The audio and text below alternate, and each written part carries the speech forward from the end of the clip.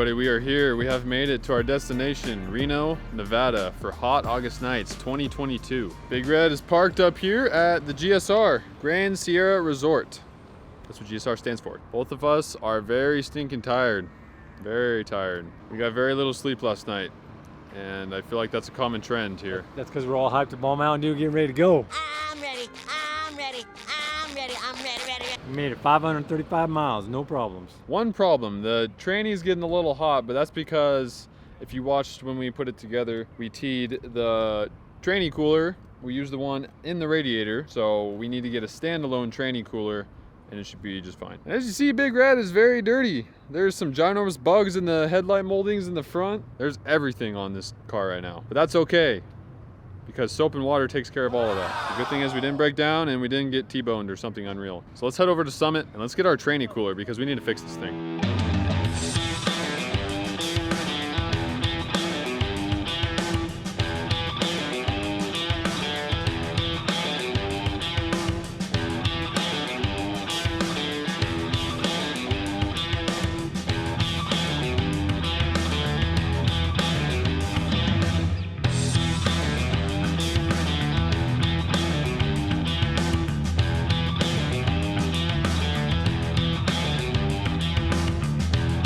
Summit went good. We got all that we needed. They had it all in stock. The main thing being the transmission cooler. See how big this thing is? This thing's big. The tranny should have no problems overheating with this. This is definitely much bigger than the tranny cooler inside of the radiator. We got a little bit of hardware. We're gonna get this thing mounted up in front of the radiator, and we're gonna have no more tranny overheating problems. I got a piece of aluminum angle iron bracket that I'm gonna cut and use to mount the cooler in here. Try to drill the holes to mount it on the aluminum angle. And then I had to drill a couple holes into the crossmember. Make sure to use some sort of sealant on the threads of the pipe threads where it goes into the cooler. I use Teflon tape right now because that's what I have. A single piece across the top goes from side to side, and on the bottom I just use shorter pieces. I couldn't use the full angle because it hit the crossmember, so I had to fillet it, I guess you could say. So I want to hardline it eventually, but for right now, I just have the 1/2-inch pipe at the cooler, and then it goes to a 3/8 barbed male end. So I just have the rubber hose on it, and then it's hose clamped it, and then I have the flex like I talked about before, so I'm gonna mount it to the flex part of the hardline on the tranny. The whole reason why we're adding the external cooler opposed to using one on the tranny is because when we drove here, there's a pretty good pass coming out of Bishop that the engine temperature did everything did fine. The car did fine, everything did great. But I'm able to look at the transmission temperature on the app because of the controller, because the transmission has a temperature sensor in it. So going up the grade, it got pretty hot. It got up to about 250 on the transmission. And I was trying to make it to the top, so I kind of pushed it probably a little bit more than I should have. I was trying to get to the top though to try to level out and go down the grade to get the tranny to cool down. But it's a good thing I stopped at the top. And it's a good thing I did, because even going down the hills, it took a long time to get the tranny temperature come down, and even going on the flats up in the mountains and just everywhere on the flats, it runs like 200 degrees, which is it's just too much. It doesn't need to run at 200 degrees. So that's why we want to add the cooler before we drive it back to San Diego, because there's not really too many grades going back. But even on the flats it ran hot, and we're going to be going through during the day, you know, in the desert. So I don't want the tranny to be running 200, 220 on the flats, just cruising down the road. It's just not good for it. It doesn't make any sense. So when we get back, I want to do a tranny service to it. I want to drop the pan, put a new filter in it, and do fresh fluid. The fluid is pretty toasty. It got a little too warm. I should have known better. I should have just put an external cooler on it in the first place. But all in all, it turned out really good. It's kind of temporary, but it's probably going to be temporary for like a couple years. I'm looking forward to driving it down the freeway with all the airflow and seeing how much cooler now the tranny is compared to what it was before. And we would like to thank Kevin Jones for letting us use his garage once again, like he has in previous videos. And also check that out. Look at Kevin's new ride. Woo-wee. 92 or 93? 911, I think. Kevin Jones can correct me if I'm wrong. What does the Master Mechanic think? Is it a nice car? Very nice car. Good job, Kevin. So it is the next day. We've been driving the car around at Hot August Nights, and the tranny seems good so far. I think the hottest it's gotten is 150. That's what we want. It's like 50 degrees colder than what it was. But because the tranny got hot, we think it messed up the tranny. So we're gonna try and show you what it does right now. Yeah. I was gonna say something after that, but I can't remember. All right. Just gonna leave like a normal person. Went to second gear.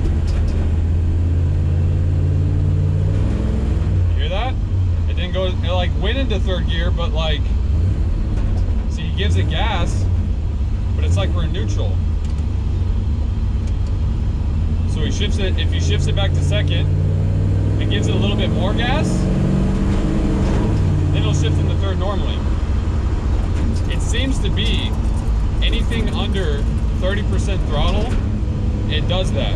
It does this like half shift, like it, how would you explain it? It goes into third, but, because you can still give it gas and you'll go down the road. But at the same time, it feels like you're in neutral and you won't go anywhere. How would you even? That's the best way to explain it right there. It's like a half gear. The only thing you'll be able to tell on the video is that you can hear him rev it up. It sounds like he just put it in neutral and he just like gave it gas. That's pretty much it. And on the Edelbrock app for the transmission controller, there's a code that says, I keep getting a code for torque converter clutch solenoid or something. yeah, see? He gave it a little bit more gas, shifted to third normally. It's when you're trying to just drive like a normal person and cruise rather than race around, that's when it does it. Yeah, but we're gonna try to get it back, and then I want to pull the pan. The fluid was really bad when we did the cooler, so Yeah, it smelled really burnt. we're gonna pull the pan and do a service on it and check it out. But knowing how to drive it helps. Similar to the Nova, it seems like every car we put together has one thing.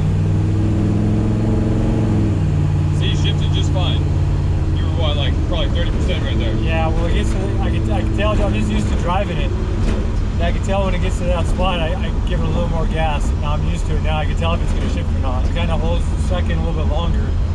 And I know it's kind of thinking about it. And I got to give it a little more gas in order for it to But not all the time. shift all the way to third. Not all the time when you give it more gas though, it'll do that. Yeah, sometimes it's way too long. It's like too late. It won't do Yeah, it. it's super funky. Oh, the Nova broke down. Aw, Aw. well Nova broke down. Anyways. See if you can get it to do it again here. See, it's like holding second for a long time. Wow, it actually shifted there. With that time. That was surprising. Thought for sure it was going to do it. Super rare that it actually shifts normally into third. But we did fix the full throttle upshift. Yeah, now it full throttle upshifts. We had to lie to it though. We told it to shift at like 47 600. or 600. For it to shift at like 50, 100. But it full throttle upshifts now. I'm gonna buy you one of those cars. That'd be the fastest I crush a car ever. If you bought me one of those cars, that's the fastest I would destroy a car. Because the world does not deserve to have any of those cars. See, look at. Oh yeah. Full throttle upshift, first to second. Oh yeah. It does it second to third too. It does Full it all throttle the gears. upshift. There's ain't enough real estate right now. So that's the only problem we have, is that one weird. Try and do it again. So he's driving normally, cruising. Oh man. Why is it doing it now that we're recording? We should need that stand up on the dash to work every time. You gotta be kidding me. I'd be at the scrapyard next day. You gave me one of those cars. Alright, let's see if it does it. Drive normal. Yeah, first to second is like amazing. Is that you? Oh my gosh, I can't believe Here, it. man, we're not gonna talk about training no more. I can't believe it. I can't believe it's shifting normally right now. You guys saw it do it once. You can go back and replay it. So far, the training temperature 153. And what's the temperature outside right now? Like 90, Yeah, it's about 90 outside. 90, 92 degrees. 6 degrees over ambient temperature. Not too bad. Before cruising around is like 198. As it said on that box, 90% of tranny failure is from overheating. It's true. Poor cooling. You should have known better. I should have just put a cooler on it. Alright, it is Sunday. Sunday. We just checked out of the pepper mill where we were staying. We got people, barely see him. He's tearing down right now. So if we have any problems, we'll update you as we go. But let's get driving back home.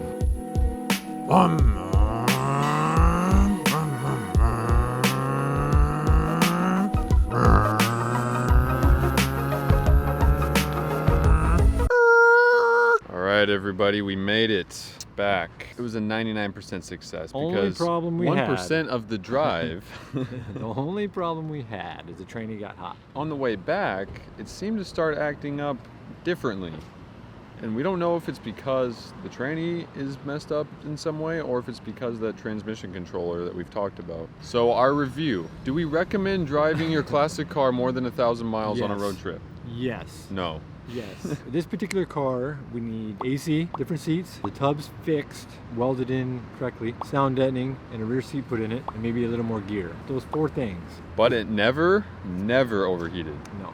It was unreal. The fans would turn on maybe 2 minutes and then they would turn back off. And traffic, in the cruise, they would shut off. They'd come on, we're like, oh, the fans are on, you hear them, you know, and then next thing you know, they're turning off. It was like 90 degrees outside, they'd turn off. The engine ran great. I'm happy with the gas mileage of the engine. It got a little Yes. tad over 15 Yes. at 75 miles an hour, Impressive for what it is. which was at about 2,700 RPMs. First road trip in Big Red? Success. I give it a strong 9 out of 10. I'd definitely do it again after said things were fixed. So if you enjoyed this road trip, hit the subscribe button down below because there's many more road trips to come in the future. Yes, sir. Literally, you should, if you guys saw what we saw on the way back, Like oh In man. a couple more weeks, we'll probably have another road trip. I'm not saying to subscribe just to help us out. I'm saying subscribe because you're going to miss out if you don't see it. Stay tuned. See ya.